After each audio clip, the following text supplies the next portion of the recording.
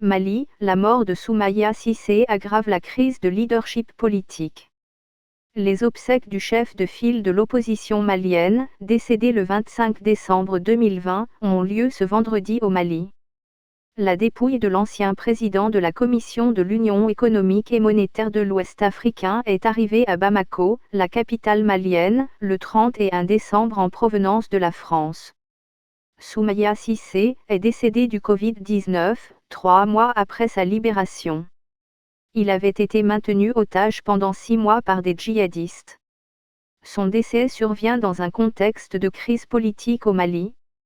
Peu avant sa libération, des militaires ont pris le pouvoir dans le pays renversant le régime d'Ibrahim Boubacar Keïta, son rival qu'il a vaincu à 2 reprises à la présidentielle de 2013 et 2018.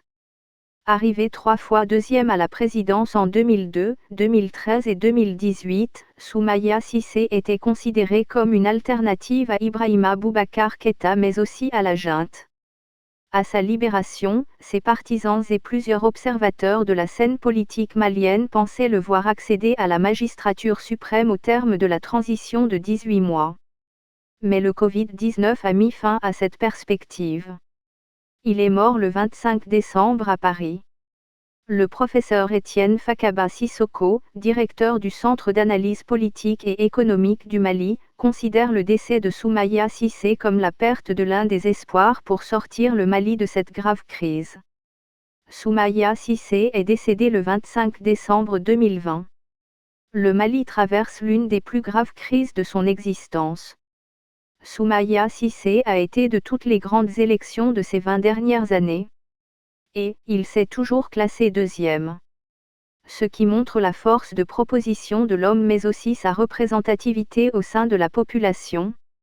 Il n'y a pas de doute, c'est une très grosse perte pour le Mali, explique l'analyste politique. Le défunt chef de l'opposition laisse derrière lui un vide politique difficile à combler selon le professeur Sissoko. Mais ajoute-t-il, c'est surtout les idées politiques qu'il laisse derrière lui, son idéologie dont son parti est le seul héritier légitime. Il laisse une formation de cadres valeureux, c'est à eux de chercher dans un processus démocratique la personne idéale pour poursuivre le combat de Soumaïa Cissé. Il est évident qu'au regard de son parcours politique, il a pu installer son parti sur tout le territoire malien. Il a su avoir une représentativité nationale. Cette assise politique sera tout l'enjeu de l'après-Soumaïa. Mais ce qui est difficile à déterminer, c'est le financement du parti ERD sans son leader, indique M. Sissoko. Source, BBC.